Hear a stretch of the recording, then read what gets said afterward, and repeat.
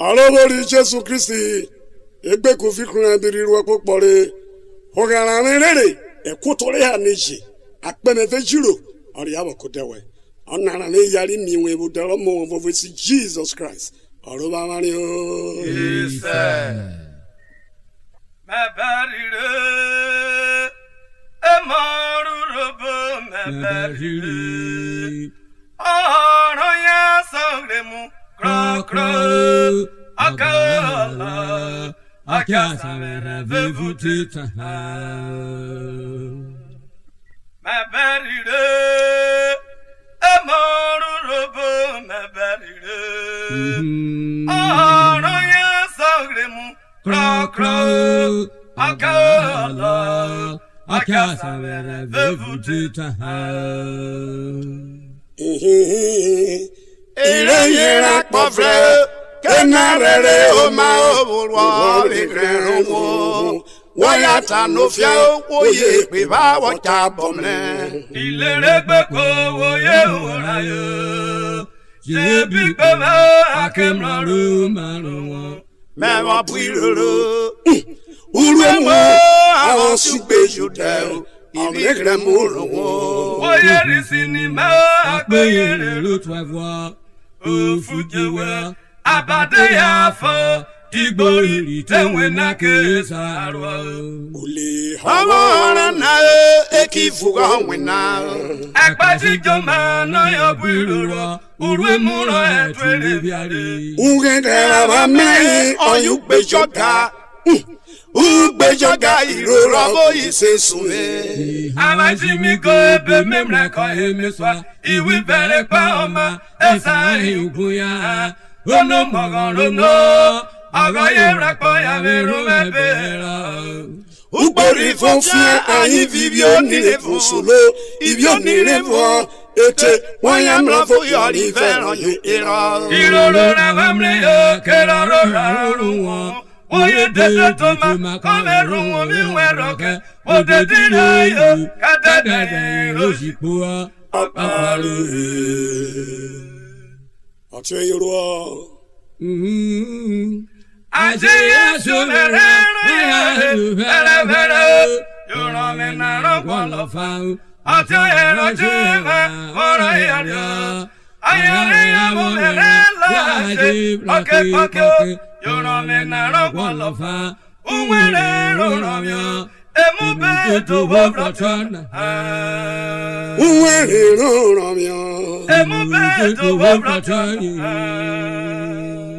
Ate yoro Amo aro kena awe poto Iyuturudu vugere awe poto Akpori gidi na ina de pe Agbeyere mano not done Emo arake na amewe kota Iyu turake na amewe kota Akore mano na not do Agbeyere gidi na not do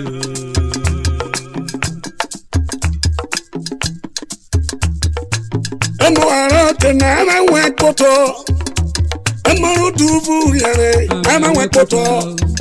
Akpore mano, ina de pe.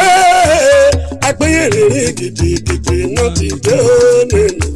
Emo arake na ama wekoto Iyu turake na ama wekoto Akore mano na not do Agbeyere gidi na not do Emo arake na ama wekoto. Igele ruduvu yare na ama wekoto. Akpore mano, ina de pe. Akpeyere gidi, noti done. Emo arake na ama wekoto Iyu turake na ama wekoto Akore mano na not do Agbeyere gidi na not do Irorosho, Omana la roboga. Irorosho, Omana la roboga.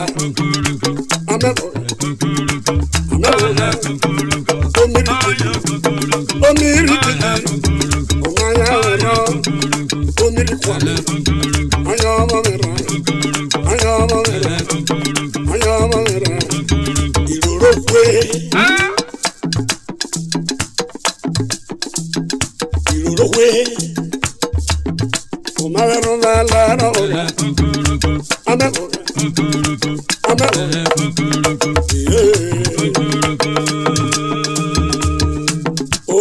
Ologun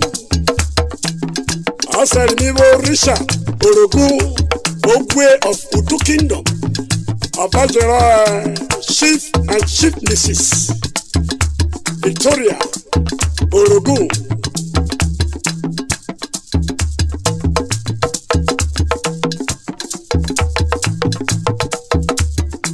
Ebrucha of Udu Nimi Yeko Korea Akabo Sholorogun Amora Kena Arawe Poto Ihutura Kena Arawe Poto Akore Manona Ina Tepe Akbeye Kiti Nati Dene Amora Kena Arawe Poto Ihutura Kena Arawe Poto Akore Manona Ina Tepe Akbeye Kiti Nati I'll tell you, Miragwa, Comrade and Mrs.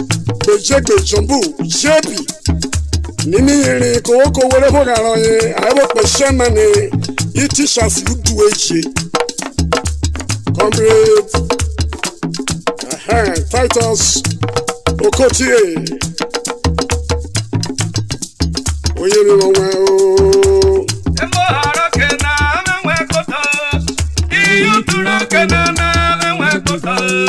Akore manona ina bebe akoye gidi na no dide Okoyile Emo haroke na mewe kuta Iyutura kena na mewe kuta Akore manona ina bebe akoye gidi na no dide Bejegbe Nimi option and outcome Odu Eji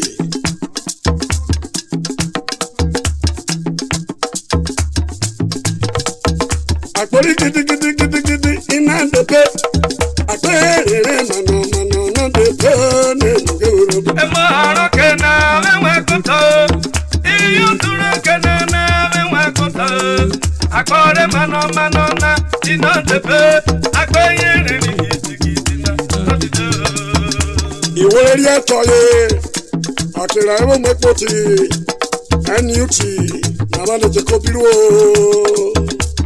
Emo haroke na mewe kuta Iyutura kena na mewe kuta Akore manona ina depe akoye gidi na no dide Okoyile Emo haroke na mewe kuta Iyutura kena na mewe kuta Akore manona ina depe akoye gidi na no dide Iroro wosho O mama roma la roboga O mama roma la roboga Amaboga O mirikiti O maya ro ayama ra O maya ro ayama ra O mirikiti O mikwame O maya ro so O so ameboga Iroro kwe O mama roma la roboga Otoyo Miragwa Jean Kurame are the president of the Great Cycle French Ujebu Nimi Miragwa Raje Ese Kusa Rolologo Regina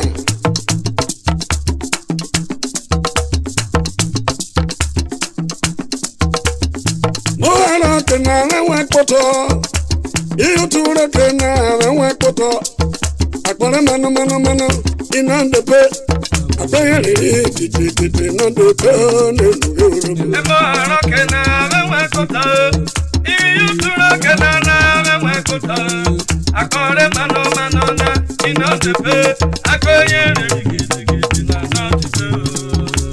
John Kuram in Mijin, Captain, Vincent, and Wana, Chief, Julius, Woodworthy, all patrons of Great Cycle Friends. The New Year Ramao.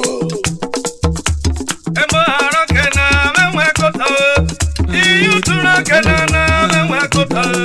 Akore mano mano na inotepe akoye rigidi na notepe. Emaro kena memwekota, iyu tura kena na memwekota. Akore mano mano na inotepe akoye rigidi notepe. Oh, my Roboga. Oh, my Roboga. Amaboga. Oh, Mirikiti. Oh, Mirikiti. I am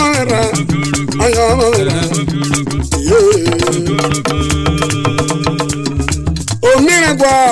Comrade Kisley. Akiamuti. Nini Eriko Wore. Okay, I will share. Oninoyo, Namane Jacobiro. Aha, Ule Nacho Pukwa. Iruroso. Oh, Mavera Boga. Ameboga. Ameboga.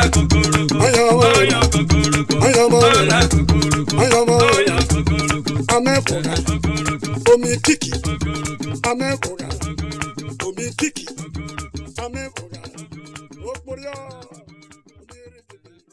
Ifotori Jesu obi o bare shoshe. Ori bobo nya ki foto we bara you well. Kan yo vivi ha. Aje we ki meri o ma we ki Jesus yo. Antichrist o le uwe yo. Wero, sio ina hunu. Wo bobo nyi foto Jesu wo sabre nwe. Ifoto pastor we ke wo sabre. Idea mamobio. The Bible said Jesus is the author and the finisher of our faith. There is no foundation man is going to lay than the foundation of Christ. Iworakbo amajosho gorene pastor shosho amajosho gorene ifotori Jesu obi o bare shoshe wogbo nya ki photo we vora jewe ayo obi biyo ajewe ki Mary o ma we ki Jesus yo. Antichrist yo adorable. Iworakbo amajosho gorene pastor shoshe amajosho gorene ifotori Jesu obi o bare shoshe ori bobo nya ki photo we vora jewe kan yo obi ho aje we ki Mary o ma we ki Jesus yo. Antichrist uwe yo. Wedding you will bovo, will have Bowana, when we're in Ogane, will be killed with 5 Pokemon. Diama Mubio. Iworakbo, Amajosho Gorene, Ilili Shosho, Amajosho Gorene, Ifotori Jesu will be a bar church. What Bobonye ki photo ever as you well, I will be here. As a working Mary, O man, working Jesus yo. Antichrist yo adorable. Iworakbo amajosho gorene pastor shoshe amajosho gorene ifotori Jesu obi o bare shoshe ori ko banya ki foto e bara yewe kan yo obi yo aje wa ki Mary o ma wa ki Jesus Antichrist yo Antichrist yo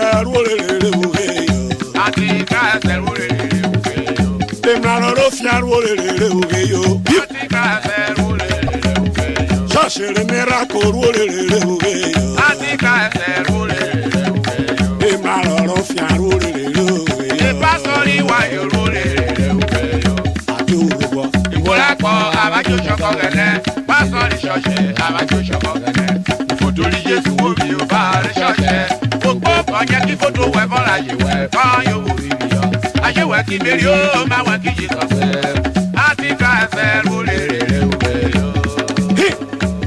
Imoni na nimiyere Remo de Dijala Lufai Dijala Honorable Kia Fribley Amoyama nimiyama Antichrist Antichrist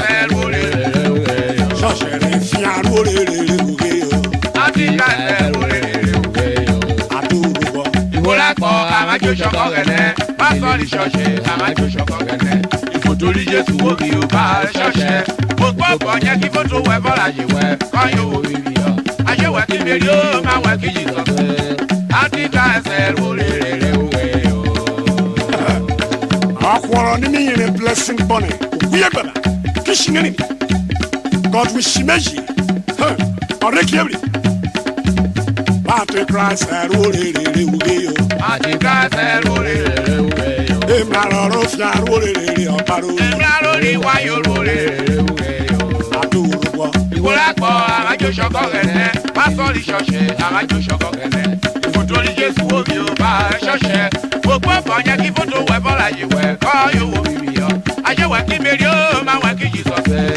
Àti ká ẹsẹ̀ lórí rẹ̀ wẹ̀ o. sọ̀rọ̀ ni mi yẹn jílẹ̀ sùrù pẹ̀ ẹ gbèsè kí sẹ́mọ̀. Àti ká ẹsẹ̀ lórí rẹ̀ wẹ̀ o. Ẹ̀bá kẹ́rì wá yorùbá lèrè wẹ̀ o. Bákẹ́rì wa yorùbá lèrè wẹ̀. Ẹ̀bá kẹ́rì wá yorùbá lèrè wẹ̀ o. Bákẹ́rì wa yorùbá lèrè wẹ̀. Àdó bá ti ká ẹsẹ̀ lórí rẹ̀ wẹ̀ o. Òpá pọ̀pọ̀ yẹn mi búgé ló bọ̀ yẹn. Àti ká ẹsẹ̀ lórí rẹ̀ wẹ̀ o. Àdúró Ìwúrẹ́pọ̀ àmájò ṣọkọ gẹ̀nẹ́. Pásítọ̀ ìṣọ̀ṣẹ̀ àmájò ṣọkọ gẹ̀nẹ́. Ìfòtòrí Jésù wo bí o bá ṣọ̀ṣẹ̀. Gbogbo ọ̀pọ̀ yẹn kí bíṣọ̀ wẹ̀ bọ́lá yìí wẹ̀ kọ́ yóò wo bíbí yọ. Àṣewẹ̀ kí mèrè ó máa wẹ̀ kí jìsọ̀ fẹ́. Àti ká ẹsẹ̀ lórí rẹ̀ wẹ̀ o. ọ̀fàgbà ni mi yẹn Andrew ọgbàmìlìyà alàgbàbíọ̀ ìmúwòrò ọ̀ràn yẹn ọ̀kẹ́ bó ṣọ́sẹ̀rọ̀ yọ. Paul melo ọ̀fàgbà ni yẹn wẹ̀ Samuel ológo àfàgbà ni yẹn ká àdìgbòno yẹn kì ọ̀yẹn nẹ́sìkì nọ̀kẹ́ gbòòrò ṣì Patrick Ekpeta ṣọmọ bòdìsíkà Fúrọ́dẹ̀ kẹ́dẹ́kọ̀tò àti Christ ẹ̀rú òrèrè wùwé yọ. Àti ká ẹsẹ̀ lórí rẹ̀ wẹ̀ o. Ṣọ́ọ̀ṣì rí wáyé orú òrèrè wùwé yọ. Àti ká ẹsẹ̀ lórí rẹ̀ wẹ̀ o. Èmi àrọ̀rọ̀ fi àrú òrèrè wùwé Èmi yọ. àròrí wáyé lórí rẹ̀ wẹ̀ o. Ṣọ́ọ̀ṣì rí miracle orú òrèrè wùwé yọ. Bíṣọ̀pù orí wáyé lórí rẹ̀ wẹ̀ o. Àdúrógbó Ìwúrẹ́pọ̀ àmájò ṣọkọ gẹ̀nẹ́. Pásítọ̀ ìṣọ̀ṣẹ̀ àmájò ṣọkọ gẹ̀nẹ́. Ìfòtòrí Jésù wo bí o bá rẹ̀ ṣọ̀ṣẹ̀. Gbogbo ọ̀pọ̀ yẹn kí fótó wẹ̀ bọ́lá yìí wẹ̀ kọ́ yóò wo bíbí yọ. Àṣewẹ̀ kí mèrè ó máa wẹ̀ kí jìsọ̀ fẹ́. Àti ká ẹsẹ̀ lórí rẹ̀ wẹ̀ o. ọ̀tún ẹ̀rìṣà tí lóró ní mi rìn Andrew C. Committee of Friends oya ìnípa wa ti rò ní mi yàn wá. Ẹ̀físọ̀ mọ́ni tó ní mi rìn William Oyibode ọmọ ẹ̀fẹ́ bẹ̀jẹ̀. Ẹ̀sìn wúrọ̀ ẹ̀rọ ìwà ẹ̀kọ́ bí wọ́ Austin Apunu ní mi rìn PA. Lafua Osun AFPS Mọ̀míyàn branch. Ìṣẹ̀lẹ̀gbẹ̀dì ní mi rìn èrì yóò máa dọ́rọ̀. Alákòbíró àti Christ òrèrè wùwé yọ. Àti ká ẹsẹ̀ lórí rẹ̀ wẹ̀ o. Èmi àrọ̀rọ̀ fi àrú òrèrè wùwé Àdó bá ti ká ẹsẹ̀ lórí rẹ̀ wẹ̀ o. ṣọ́ọ̀ṣì rí wáyé orú òrèrè Ìjọba wùwé ìdè yọ. bá ti ká ẹsẹ̀ lórí rẹ̀ wẹ̀ o. Àdúrógbó Ìwúrẹ́pọ̀ àmájò ṣọkọ gẹ̀nẹ́. Pásítọ̀ ìṣọ̀ṣẹ̀ àmájò ṣọkọ gẹ̀nẹ́. Ìfòtòrí Jésù wo bí o bá rẹ̀ ṣọ̀ṣẹ̀. Gbogbo ọ̀pọ̀ yẹn kí fótó wẹ̀ bọ́lá yìí wẹ̀ kọ́ yóò wo bíbí yọ. Àṣewẹ̀ kí mèrè ó máa wẹ̀ kí jìsọ̀ fẹ́. Àti ká ẹsẹ̀ lórí rẹ̀ wẹ̀ o. ejò ṣe ìlú èmú ìbàwárò náà ṣeré kọ́gẹ́nẹ́ kìlìjì mọ́gẹ́nẹ́ yọ̀gẹ́nẹ́. Jesus is the author and the finisher of our faith. Ní ìṣàlá kẹ́gọ̀rọ̀ náà kí wùnà kọ́nà yóò tọ́gẹ́nẹ́ jákpọ̀rọ̀ bẹ̀bẹ̀. Jesus said the world and the earth will pass away, heaven and earth will pass away, but my word will never pass away. Àti Christ ẹ̀rú òrèrè wùwé yọ. Àti ká ẹsẹ̀ lórí rẹ̀ wẹ̀ o. Èmi àrọ̀rọ̀ fi àrú òrèrè wùwé yọ. Èmi àròrí wáyé lórí rẹ̀ wẹ̀ o. Àdúrógbó Ìwúrẹ́pọ̀ àmájò ṣọkọ gẹ̀nẹ́. Pásítọ̀ ìṣọ̀ṣẹ̀ àmájò ṣọkọ gẹ̀nẹ́. Ìfòtòrí Jésù wo bí o bá rẹ̀ ṣọ̀ṣẹ̀.